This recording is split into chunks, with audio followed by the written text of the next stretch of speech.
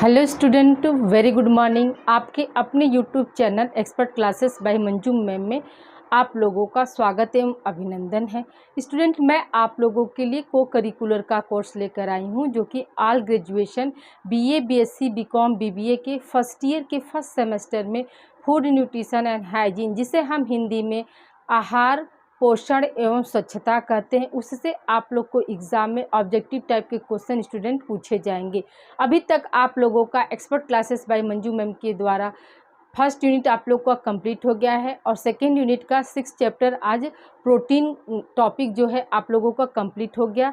आज उसी का एमसीक्यू सेट है स्टूडेंट। तो आइए स्टूडेंट, हम बिना समय गंवाए स्टार्ट करते हैं आपका एमसीक्यू सेट 8 स्टूडेंट, जिसमें हम स्टडी करेंगे स्टूडेंट कि प्रोटीन से संबंधित जितने भी एमसीक्यू बनते हैं वो आज आप लोगों को हम इसमें एक्सप्लेन करेंगे। जो बच्चे कंपटीशन की तैयारी कर रहे हैं, ये सारे वीडियोस जो हैं उनके लिए भी बेनिफिशियल है स्टूडेंट। आप लोग इसे अधिक से अधिक बच्चों को आप शेयर करिए, ताकि उन्हें भी को करिकुलर कोर्स के बारे में पता चले और वो भी अपनी तैयारी को, जिस तरह से वो मेजर और माइनर की तैयारी कर रहे हैं स्टूडेंट, तो उसी तरह से क्या करें, वो को करिकुलर की तैयारी भी कंटिन्यू रख सकते हैं स्टूडेंट। तो आइए स्टूडेंट देखिए, पहला क्वेश्चन है आपका, प्रोटीन पाचन के बाद बदल जाते हैं स्टूडेंट। ठीक है, प्रोटीन जो है पाचन के बाद बदल जाते हैं, किस में बदल जाते हैं? तो आपका ऑप्शन ए है एमिनो एसिड, ऑप्शन बी है बेंजीन, ऑप्शन सी है अल्कोहल और ऑप्शन डी है ईथर। ठीक है स्टूडेंट,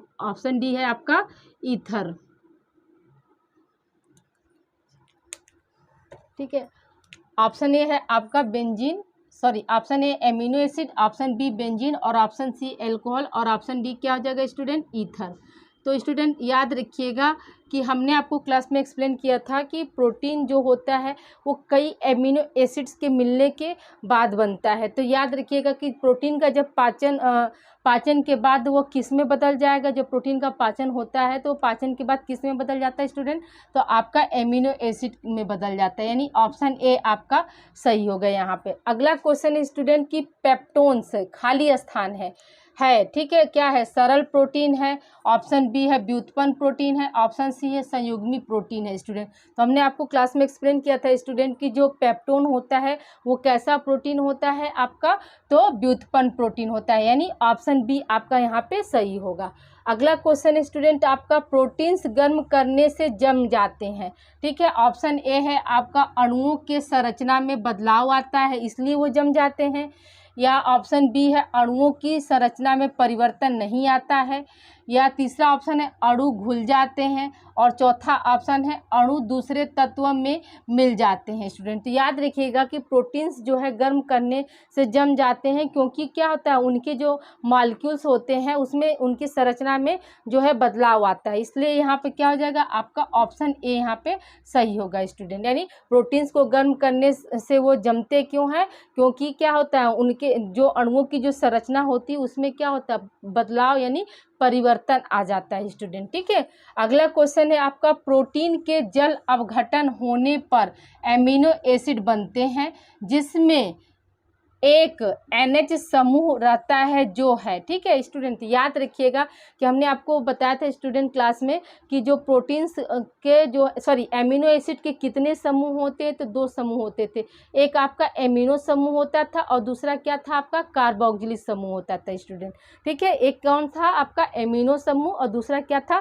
कार्बोक्जिलिक समूह होता है। तो देखिए यहाँ पर क्वेश्चन क्या कर रहा है कि प्रोटीन के जल अपघटन के बाद, यानी जल अपघटन यानी हाइड्रोलिसिस के बाद क्या होता है, एमिनो एसिड बनते हैं जिसमें एक एमिनो, NH2 का मतलब क्या होता है स्टूडेंट? एमिनो समूह का मतलब होता है ग्रुप। ठीक है, जिसमें एक एमिनो ग्रुप रहता है जो है, यानी उसकी क्वालिटी वो पूछ रहा है स्टूडेंट। आपका ऑप्शन ए है अम्लीय प्रकृति का रहता है, दूसरा ऑप्शन है क्षारीय प्रकृति का रहता है, सी ऑप्शन है उदासीन प्रकृति का रहता है, और डी ऑप्शन है कभी अम्लीय तथा कभी क्षारीय रहता है स्टूडेंट। तो देखिए स्टूडेंट, जब जिसमें मतलब प्रोटीन जो ये एमिनो समूह जो है वो कैसा होता है स्टूडेंट? याद रखिएगा कि ये क्या होता है, ये क्षारीय समूह का होता है, और जो आपका कार्बोक्जिलिक समूह है COOH, ये कैसा होता है स्टूडेंट? आपका ये अम्लीय समूह का होता है। कैसा होता है?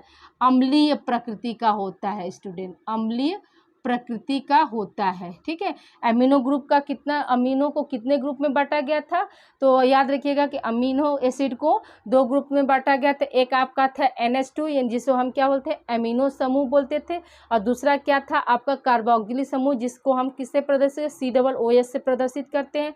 वो कैसा होता है, ये प्रोटीन का क्या होता है, अम्लीय प्रकृति का होता है। और इसमें जो NH2 जो होता था वो स्टूडेंट क्या होता था आपका क्षारीय प्रकृति का होता था स्टूडेंट। तो ये जाकर एक बार क्लास में आप देख लीजिएगा स्टूडेंट कि वहाँ पे ये आपका NH2 जो है वो आपका क्षारीय प्रकृति बताए हैं या COOH को अम्लीय प्रकृति बनाए। एक बार आप जरूर से एक बार क्लास में चेक करें, मुझे लगता है कि वहाँ पर शायद NH2 जो हो गया वो आपका क्या है, अम्लीय प्रकृति हो गया है बाय मिस्टेक से, और COOH जो हो गया वो क्षारीय प्रकृति हो गया। तो आप एक बार जाकर वहाँ पे नोट्स जो आप नोट किए होंगे तो वहाँ पर जाकर इसको सही कर लीजिएगा कि जो NH2 यानी जो एमिनो समूह होता है वो आपका कैसा होता है, तो क्षारीय प्रकृति का होता है। और जो COOH यानी जो कार्बोक्सिलिक समूह है वो कैसा होता है प्रोटीन के लिए, तो वह कैसा नेचर देता है स्टूडेंट, याद रखिएगा कि वह अम्लीय प्रकृति का नेचर देता है। ठीक है, यहाँ वहाँ पे जाकर स्टूडेंट थोड़ा आप लोग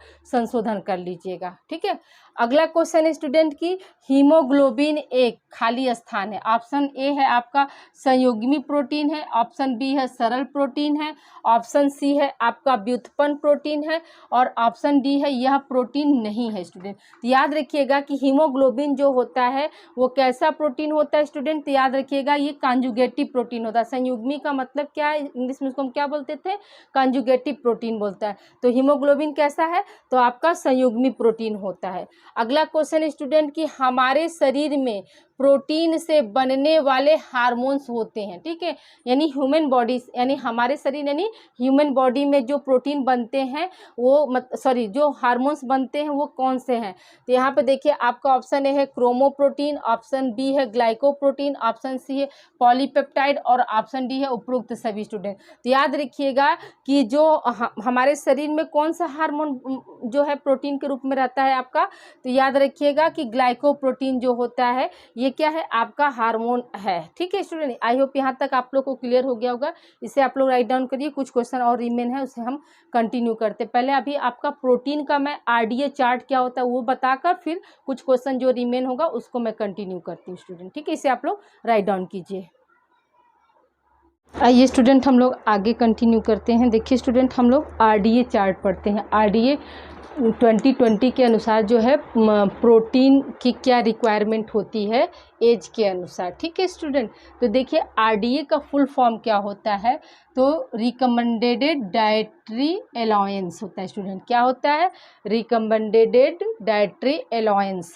ये आपका इम्पॉर्टेंट है स्टूडेंट, इसे आप लोग अच्छे से याद रख लीजिएगा कि एग्ज़ाम में हमेशा क्या होता है RDA का फुल फॉर्म पूछा जाता है कि RDA का फुल फॉर्म क्या होता है, तो रिकमेंडेड डाइटरी अलाउंस होता है। तो देखिए स्टूडेंट हमने क्या किया, प्रोटीन को मतलब एज के अनुसार और कार्य के अनुसार बांटा है कि मतलब किस एज में कितने प्रोटीन्स की ज़रूरत होती है आपके एक दिन में। ठीक है, देखिए यहाँ पे है आपका आयु वर्ग। आयु वर्ग में पहला क्या है आपका पुरुष वर्ग, तो जिसमें हमने क्या बताया, ये कॉलम है आपका है कार्य की पद्धति के अनुसार, फिर है शरीर का भार होता है, शरीर के भार के अनुसार ही हम क्या करते हैं प्रोटीन की आवश्यकता ग्राम प्रति किलोमीटर। ठीक है, शरीर का भार होता है उसके बाद शरीर के भार के अनुसार ही हमारे बॉडी को कितने प्रोटीन की जो रिक्वायरमेंट होती है ये हम देखते हैं स्टूडेंट। देखिए पुरुष में क्या होता है, तो पुरुष को भी क्या हुआ 3 कैटेगरी में बांटा गया। RDA के अनुसार पुरुष को भी क्या किया गया 3 कैटेगरी में बांटा गया। पहला आपका क्या है निम्न कार्य करने वाले पुरुष, फिर मध्य कार्य करने वाले पुरुष, और भारी मतलब हैवी कार्य करने वाले पुरुष। तो कार्य के अनुसार ही तो हमारे बॉडी को रिक्वायरमेंट होती है स्टूडेंट, कार्बोहाइड्रेट प्रोटीन वसा ये सब का। तो देखिए निम्न कार्य करने वाले जो व्यक्ति हैं उनका बॉडी वेट क्या होता है और मध्य कार्य करने वाले व्यक्ति का और भारी कार्य करने वाले व्यक्ति का, यानी सभी तीनों का, यानी पुरुष का जो है आरडीए के अनुसार जो है बॉडी वेट कितना होना चाहिए स्टूडेंट, तो याद रखिएगा कि 65 केजी होना चाहिए। कितना होना चाहिए? 65 केजी होना चाहिए। किसका? पुरुष का। फिर है उसको मतलब 65 केजी उसका बॉडी वेट है, तो उसको प्रोटीन की कितनी आवश्यकता होती है स्टूडेंट, तो याद रखिएगा कि 54 ग्राम प्रोटीन जो होता है आपके पुरुष वर्ग को ज़रूरत पड़ती है स्टूडेंट। एक दिन में कितना उसको लेना है? एक दिन में उसको 54 ग्राम प्रोटीन लेना है स्टूडेंट। उसी तरह से देखिए स्टूडेंट, महिला है तो महिला को भी क्या किया गया? 3 कैटेगरी में बांटा गया है। निम्न कार्य मतलब हल्का कार्य करने वाली महिला है, मध्य कार्य यानी उससे अधिक, निम्न से क्या थोड़ा सा अधिक कार्य, और हैवी कार्य करने में, हैवी कार्य का मतलब स्टूडेंट जैसे जो हमारे मजदूर वर्ग होते हैं, जो कूली होते हैं, किसान होते हैं, तो ये सब क्या करते हैं? हैवी कार्य के अंतर्गत आते हैं। मध्यम वर्ग में क्या होता है स्टूडेंट, जैसे हम टीचर्स हुए हैं, ठीक है, ये डॉक्टर हुए, इंजीनियर, ये सब क्या है आपके मध्य कार्य में आ जाएंगे। और जितने IAS PCS अधिकारी हो जाएंगे, प्राइम मिनिस्टर हो गए, ये सब क्या हो गए? आपके निम्न कार्य में आते हैं स्टूडेंट। ठीक है, निम्न कार्य का मतलब कि जो फिजिकल एक्टिविटी होती है स्टूडेंट, वो क्या है मतलब कम होती है। तो आपके कितने जितने भी अधिकारी पोस्ट पे हैं वो क्या हो जाएंगे? आपके निम्न कार्य में आएंगे। तो देखिए स्टूडेंट, उनका क्या है, उन ऐसी महिलाओं का जो है बॉडी वेट कितना होना चाहिए RDA 20 के अनुसार जो है आप कह दिए। आप एडवर्टाइज में भी देखते हैं स्टूडेंट, अक्षय कुमार जो रिवाइटल का प्रचार करते हैं, तो उसमें बताते हैं ना कि क्या है प्रतिदिन क्या है, हमारे बॉडी को जितना हमारा बॉडी वेट होता है उतना ही ग्राम क्या होती है, हमें प्रोटीन की रिक्वायरमेंट होती है। तो देखिए स्टूडेंट, यहाँ पर देख आपका क्या है, ये तीनों जो तीनों जो कैटेगरी की जो महिलाएं हैं उनका बॉडी वेट कितना होना चाहिए? तो 55 केजी होना चाहिए। और उनको एक दिन में प्रोटीन की आवश्यकता कितनी होती है स्टूडेंट, तो याद रखिएगा कि आपका 46 ग्राम जो है एक दिन की प्रोटीन की आवश्यकता होती है। फिर है आपका स्टूडेंट गर्भवती माता, तो गर्भवती माता का वेट कितना होता है स्टूडेंट, तो याद रखिएगा 55 जो है वो एक नॉर्मल लेडी की का वेट है, चाहे वो निम्न कार्य करती हो, चाहे मध्यम हो, चाहे हैवी हो। तो नॉर्मल लेडी का वेट जो है 55 केजी है, तो उसमें क्या करेंगे, गर्भवती महिला का जो वेट होता है उसमें 10 हम जोड़ देंगे। ठीक है, तो 55 में क्या करेंगे, 10 जोड़ देंगे, तो हमारा कितना आ जाएगा? आपका 65 केजी आ जाएगा। ठीक है स्टूडेंट, कितना आ जाएगा? 65 केजी। अब देखिए स्टूडेंट, 65 केजी जो गर्भवती महिला हो गई, उसको माता हो गई, गर्भवती माता को का मतलब क्या है, उसको हम ट्राइमेस्टर में बांटते हैं स्टूडेंट। जो उसका 9th मंथ का जो पीरियड होता है तो उसको ट्राइमेस्टर में भी बांटते हैं। तो देखिए फर्स्ट ट्राइमेस्टर जो होता है स्टूडेंट, ध्यान दीजिएगा, फर्स्ट ट्राइमेस्टर जो होता है आपका, ये कितने से होता है? 1 से लेकर 3 महीने तक के हम क्या बोलते हैं स्टूडेंट? फर्स्ट ट्राइमेस्टर बोलते हैं। और सेकेंड आपका कितना हो जाएगा? तो सेकेंड आपका हो जाएगा 4 से लेकर 6 महीने को बोलेंगे, यानी इतने महीने के समय को बोलते हैं। फिर आपका क्या है, थर्ड का जो हो जाएगा स्टूडेंट, वो कितना हो जाएगा आपका? 7 से लेकर 9 महीने को बोलते हैं, क्या बोलते हैं? थर्ड ट्राइमेस्टर बोलते हैं स्टूडेंट। तो देखिए स्टूडेंट, जो उसको प्रोटीन की कितनी आवश्यकता होगी? 46 तो मतलब एक नॉर्मल लेडी को ज़रूरत पड़ रही है। लेकिन जब वही महिला जब गर्भवती हो गई, गर्भवती माता को हम कितना देंगे? तो या देख लीजिए स्टूडेंट, इतना में आप क्या करेंगे, इसमें आप 9.5 जो है मतलब सेकेंड ट्राइमेस्टर में जो है आप जोड़ देंगे। तो ये कितना आ जाएगा आपका? क्या हो जाएगा स्टूडेंट? 55.5, यानी सेकेंड ट्राइमेस्टर में, यानी आपका चौथे से लेके 6वें महीने में जो गर्भवती माता है उसे कितना डेली मतलब प्रोटीन देने की ज़रूरत होती है स्टूडेंट? तो याद रखिएगा कि 55.5 ग्राम जो होता है उसको डेली प्रोटीन लेना चाहिए। फिर आपका जो थर्ड ट्राइमेस्टर आ जाएगा स्टूडेंट, तो इसमें हम क्या करेंगे? तो इसमें हम फिर यही काम करेंगे, इसको हम जोड़ देंगे। ठीक है, तो अब देखिए स्टूडेंट क्या हो जाएगा आपका, यानी यहाँ पे क्या हो जाएगा, यहाँ पे क्या हो जाएगा? अब इसको कितना मतलब उस महिला को ज़रूरत पड़ रही है? तो 0.8 ग्राम जो है उसको ज़रूरत पड़ रही है। यानी जब आपका 7वें से लेकर 9वां महीने तक क्या हो जाएगा, उस गर्भवती माता को कितना ज़रूरत पड़ेगा प्रोटीन का, तो 68 ग्राम जो है गर्भवती माता को ज़रूरत पड़ेगा स्टूडेंट। आई होप यहाँ तक आप लोग को समझ में आ गया होगा स्टूडेंट। फिर देखिए स्टूडेंट, आपका है 0 से लेके 6 महीने तक के शिशु को कितनी प्रोटीन की आवश्यकता होती है, तो बॉडी वेट जो होता है वो कितना होता है, तो 5.8 kg होता है। फिर 7 से लेकर 12 महीने तक के शिशु का कितना होता है बॉडी वेट स्टूडेंट, तो याद रखिएगा कि 8.5 होता है।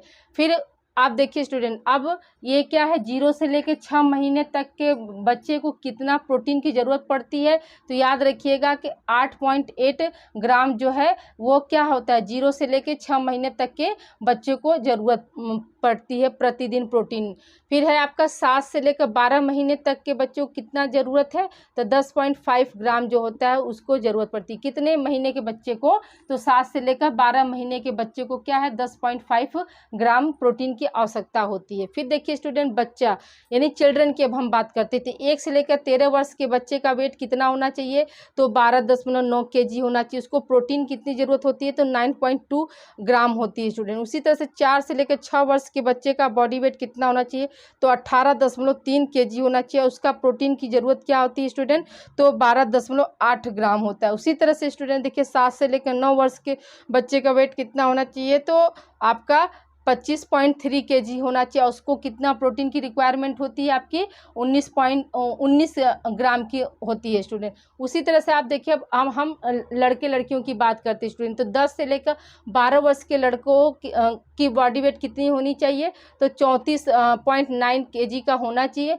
और उसको प्रोटीन की ज़रूरत कितनी होती है स्टूडेंट, तो 26.2 ग्राम की ज़रूरत होती है। लड़कियों का भी, अगर लड़कियां जो है 10 से लेकर 12 वर्ष तक हैं, तो उनका बॉडी वेट कितना होना चाहिए, 36.4 kg होना चाहिए। और उनकी रिक्वायरमेंट प्रोटीन की क्या हो जाती है स्टूडेंट, तो 26.6 हो जाती है। यानी जो लड़कों की अपेक्षा क्या हो जाती है, आपका 4 बढ़ जाएगा स्टूडेंट। यहाँ पे क्या 26.2 जो है लड़कों को जरूरत थी, तो यहाँ लड़कियों को कितनी हो जाएगी, आपकी आवश्यकता जो है 26.6 हो जाती है। उसी तरह 13 से लेकर 15 वर्ष के लड़कों का बॉडी वेट कितना होना चाहिए, 50.5 kg होना चाहिए स्टूडेंट। तो उनकी जो प्रोटीन की रिक्वायरमेंट होती है वो कितनी हो जाएगी, आपकी 36.4 हो जाता है स्टूडेंट। लड़कियों का जो है एज जो है 13 से लेकर 15 वर्ष तक है, तो उनका बॉडी वेट कितना होना चाहिए स्टूडेंट, तो 49.6 kg होना चाहिए। और उनकी प्रोटीन की जो रिक्वायरमेंट कितनी हो जाती है स्टूडेंट, तो याद रखिएगा 34.7 हो जाती है। फिर है लड़कों का जो है 16 से लेकर 18 वर्ष के लड़कों का बॉडी वेट कितना होना चाहिए, तो 64.4 होना चाहिए। और उनको प्रोटीन की ज़रूरत कितना होता है स्टूडेंट, तो 45.1 ग्राम होता है लड़की। फिर है आपका 16 से लेकर 18 साल की लड़कियों का बॉडी वेट कितना होना चाहिए स्टूडेंट, तो 55.7 kg होना चाहिए। और उन्हें प्रोटीन की ज़रूरत कितनी होती है, तो 37.3 ग्राम होती है स्टूडेंट। ठीक है, 37.3 ग्राम। यानी ये क्या है, ये मतलब एक दिन में उनको मतलब लेना चाहिए स्टूडेंट। ये आपका RDA हो गया इसका, कि शिशु को कितना होना चाहिए और बच्चों का कितना होना चाहिए। और जो लड़के हैं मैंने 10 से लेकर 18 साल के लड़कों में क्या क्या बॉडी वेट होना चाहिए और क्या उनकी प्रोटीन की रिक्वायरमेंट है, ये आप लोगों का हो गया स्टूडेंट। ठीक है, अभी इससे हम रिलेटेड कुछ क्वेश्चन आप लोग को सॉल्व करा दे रहे हैं, तो ये आपका क्लियर हो जाएगा टॉपिक। इसे आप लोग राइट डाउन कर लीजिए। देखिए स्टूडेंट, एक पॉइंट आपका छूट गया था, यहाँ 0 से लेकर 6 महीने तक के जो माताएं जो दूध पिलाती हैं, तो उन्हें कितना एक दिन में प्रोटीन की रिक्वायरमेंट होगी, तो क्या करेंगे हम 16.9, यानी ये जो नॉर्मल जो आपका 46 है, इसमें क्या करेंगे हम 16.9 ग्राम जो है जोड़ देंगे, तो उतना क्या हो जाएगा, हमें 0 से लेकर 6 महीने तक दूध पिलाने वाली माताओं का हो जाएगा। उसी तरह से 7 से लेकर 12 महीने तक माताएं जो दूध पिलाती हैं उनको कितना चाहिए, प्लस 13.2 ग्राम। यानी आपका यहाँ ये जो नॉर्मल लेडी का जो है, तो ये इसमें 46 में क्या करेंगे हम 13.2 को जोड़ देंगे, उतना ग्राम क्या होगा, एक धात्री माता को जो है प्रोटीन की आवश्यकता होगी स्टूडेंट। इसे आप लोग राइट डाउन कर लीजिएगा। आइए स्टूडेंट, हम लोग देखते हैं। स्टूडेंट देखिए, क्वेश्चन आपका है कि प्रोटीन की आवश्यकता एक पुरुष के लिए है। यानी क्वेश्चन आपका ये पूछ रहा है स्टूडेंट कि एक दिन में एक पुरुष को कितने ग्राम प्रोटीन की आवश्यकता होती है। तो आपका ऑप्शन ए है 54 ग्राम प्रति डे, आपका ऑप्शन बी है 54.8 ग्राम प्रति डे, आपका ऑप्शन सी है 55 ग्राम प्रति डे, और आपका ऑप्शन है 56.0 ग्राम प्रति डे स्टूडेंट। ठीक है, तो देखिए स्टूडेंट, अभी आपको हमने बताया कि जो आरडीए होता है उसके अकॉर्डिंग जो एक पुरुष का जो वेट होता है वो कितना होना चाहिए, 65 किलो होना चाहिए, और उसको एक दिन में कितने प्रोटीन की रिक्वायरमेंट होती है स्टूडेंट, तो आपका 54 ग्राम का रिक्वायरमेंट होती है। वहीं पर हमने अभी आपको बताया कि जो एक स्त्री होती है, एक नॉर्मल स्त्री का वेट जो होता है आरडीए के अनुसार कितना होना चाहिए स्टूडेंट, 55 ग्राम होना चाहिए, और उसको जो प्रोटीन की रिक्वायरमेंट होती कितना होता है, तो 46 ग्राम होती है स्टूडेंट। तो यहाँ पर क्या हो जाएगा, आपका ऑप्शन ए आपका यहाँ पे सही हो जाएगा। अगला क्वेश्चन स्टूडेंट कि अपूर्ण प्रोटीन उसे कहते हैं। देखिए स्टूडेंट, ऑप्शन ए है आपका सारे एमिनो एसिड होते हैं, बी ऑप्शन है सारे एमिनो एसिड नहीं होते हैं, सी ऑप्शन है एमिनो एसिड होते ही नहीं है, और डी ऑप्शन है आपका इनमें से कोई नहीं स्टूडेंट। याद रखिएगा कि अपूर्ण प्रोटीन उसे कहते हैं स्टूडेंट जिसमें क्या होता है, एमिनो एसिड का जो है सामान्यतः क्या होता है, अभाव पाया जाता है, या यूं कह सकते हैं कि जो आपका अपूर्ण प्रोटीन होता है वो क्या होता है, किसी भी बच्चे के शारीरिक और मानसिक विकास में वो सहायक नहीं होता, शारीरिक वृद्धि और विकास में क्या होता है, वो सहायक नहीं होता। तो यहाँ पर क्या हो जाएगा, आपका ऑप्शन सी सही हो जाएगा, यानी कि एमिनो एसिड जो है होते ही नहीं है यहाँ पे स्टूडेंट, ऑप्शन सी आपका हो जाएगा।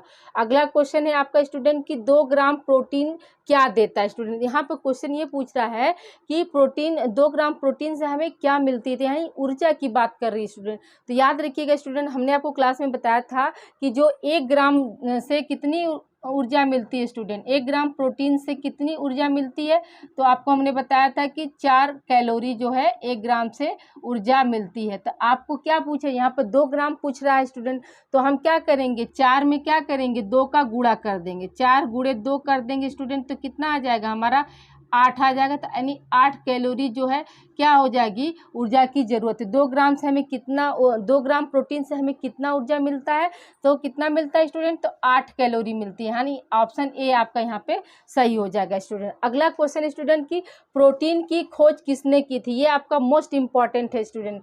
देखिए स्टूडेंट, ऑप्शन ए है आपका बर्जीलियस, ऑप्शन बी है मुल्डर, ऑप्शन सी है मैकाले, ऑप्शन डी है न्यूटन। तो देखिए स्टूडेंट, हमने आपको क्लास में एक्सप्लेन किया था कि 1838 ईस्वी में जो है आपके मुल्डर साहब और बर्जीलियस साहब दोनों ने क्या किया था, आप प्रोटीन का खोज किया था। लेकिन सबसे पहले जो प्रोटीन का खोज किया, यानी प्रोटीन के जो अणु जो होते हैं, मॉलिक्यूल्स होते हैं, उसको किसने देखा था, तो बर्जीलियस साहब ने देखा था। अब चूंकि देखिए ऑप्शन में क्या है, दोनों एक साथ है, तो जब ऐसा कंडीशन आएगा स्टूडेंट, तो याद रखिएगा कि जो सबसे पहले जो संरचना यानी अणुओं को जो देखा वही हमारा होगा ना। तो यहाँ पे क्या हो जाएगा, आपका ऑप्शन ए सही हो जाएगा, यानी प्रोटीन की खोज किसने की थी, तो बर्जीलियस ने की थी। अगर मान के चलिए यहाँ बर्जीलियस नहीं होता स्टूडेंट, सिर्फ मुल्डर होता, तो हम क्या करते, मुल्डर पर आप जाते। और यहाँ पे यही क्वेश्चन आपको इस तरह से भी पूछ सकता है कि प्रोटीन की खोज किसने की, आपको यहाँ पे हो जाता है A option Berzelius, B option हो जाता आपका मुल्डर, और सी ऑप्शन हो जाता है ए तथा बी दोनों सही है, और डी ऑप्शन हो जाता है न्यूटन स्टूडेंट। तो देखिए स्टूडेंट, जब ऐसे कंडीशन यानी बोथ को जब बोलता है, ए और बी दोनों को बोलता है, यहाँ पे क्या हो जाता है, आपका ए और बी दोनों हो जाता, तब हम क्या करते, तब हम ऑप्शन सी पर जाते। लेकिन हमारा क्या है, पूछ रहा है, तो हम यहाँ पर ऐसे कंडीशन में क्या करेंगे स्टूडेंट, ऐसे कंडीशन में हम क्या करेंगे, बर्जीलियस पर जाएंगे, मुल्डर पर नहीं जाएंगे। और जब ऑप्शन में बर्जीलियस नहीं दिया रहेगा तब हमारा क्या हो जाएगा, मुल्डर हो जाएगा स्टूडेंट। ठीक है, अगला क्वेश्चन स्टूडेंट की प्रोटीन का स्थान मानव शरीर में कौन सा है।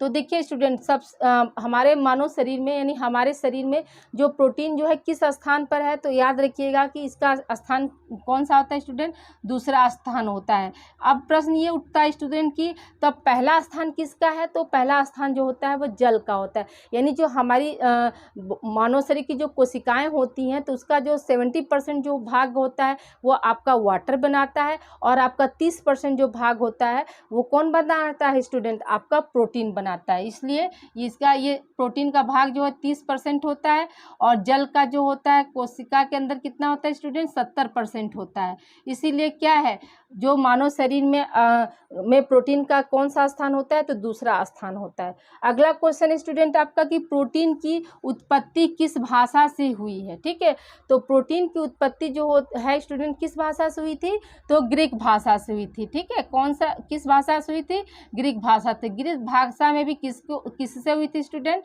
तो प्रोटो से हुई थी, या कहीं कहीं क्या है प्रोटियास भी दिया है स्टूडेंट, याद रखिएगा कहीं कहीं प्रोटियास भी दिया हुआ है, तो याद रखिएगा कि दोनों हो सकता है। ठीक है, प्रोटो भी हो सकता है और प्रोटियास भी हो सकता है। प्रोटो का मतलब क्या होता है स्टूडेंट, तो याद रखिएगा कि प्रोटो का मतलब होता है प्रथम स्थान ग्रहण करने वाला। क्या होता है स्टूडेंट, प्रथम स्थान ग्रहण करने वाला, ग्रहण करने वाला। ठीक है, प्रथम स्थान ग्रहण करने वाला। फिर अगला क्वेश्चन स्टूडेंट की प्रोटीन की कमी से कौन सा रोग होता है। ऑप्शन ए है क्वाशियोरकर, ऑप्शन बी है मैरास्मस, ऑप्शन सी ए तथा बी दोनों, और ऑप्शन डी है नन। तो स्टूडेंट याद रखिएगा कि प्रोटीन की कमी से क्या होता है, क्वाशियोरकर भी होता है और मैरास्मस भी होता है। अगला क्वेश्चन स्टूडेंट की प्रोटीन का मुख्य अवयव कौन सा है। तो आपका मैंने क्लास में क्या बताया था स्टूडेंट कि जो प्रोटीन का यानी मुख्य अवयव का मतलब क्या पूछ रहा है कि मुख्य तत्व कौन सा है। तो प्रोटीन में आपके carbon, hydrogen, nitrogen, oxygen, sulphur, phosphorus ये सभी मिलकर क्या करते थे, प्रोटीन का बनाते थे। लेकिन आपका मुख्य भाग क्या होता था, नाइट्रोजन होता था। तो यहाँ पे क्या हो जाएगा, आपका आंसर हो जाएगा नाइट्रोजन। कुछ हम क्वेश्चन जो है स्टूडेंट वन लाइनर फॉर्म में बना दिए हैं, तो इसका आंसर यही है नाइट्रोजन। फिर अगला क्वेश्चन है स्टूडेंट आपका कि 1 ग्राम नाइट्रोजन कितने ग्राम प्रोटीन से मिलता है।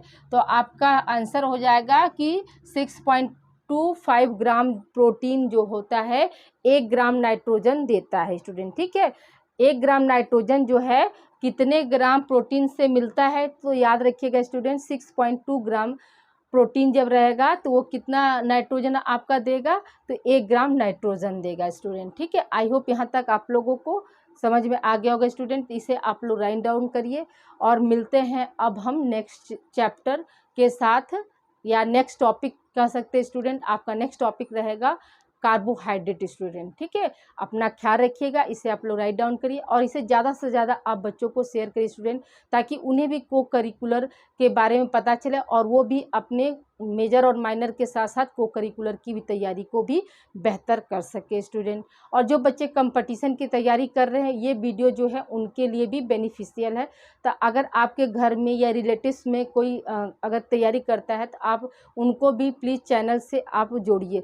यूट्यूब या गूगल पर या क्रोम पर सब जगह आप पूरा सर्च कीजिए student expert classes bye Manju ma'am. Channel का नाम है आपका expert classes bye Manju ma'am. आप पूरा सर्च करेंगे तो आपको ये सारे वीडियोस वहाँ पे मिल जाएंगे student. Okay student, bye student, अपना ख्याल रखिएगा। थैंक यू फॉर वाचिंग, और कमेंट करके ज़रूर बताइएगा कि आज की क्लास आप लोगों को कैसी लगी स्टूडेंट। हाँ स्टूडेंट, एक क्वेश्चन हम आप लोग को बोल रहे हैं स्टूडेंट, इसे आप लोग लिख लीजिएगा, इसका आप आंसर दीजिएगा कि जो आपका प्रोटीन है, ठीक है, प्रोटीन में कितने प्रतिशत, ठीक है, कितने प्रतिशत कार्बन पाए जाते हैं। ठीक है, में कितने प्रतिशत कार्बन पाए जाते हैं, इसे आप लोग कमेंट में ज़रूर बताइएगा कि कितने प्रतिशत जो है आपके कार्बन होते हैं, कितने प्रतिशत जो है नाइट्रोजन होता है, ऑक्सीजन का क्या परसेंट है, फास्फोरस का क्या परसेंट है। ये आप लोग कमेंट के जरिए ज़रूर बताइएगा कि कितना परसेंट है। इससे आप लोग का क्या हो जाएगा, रिवीजन भी हो जाएगा स्टूडेंट। ये आपका क्या है, होमवर्क है।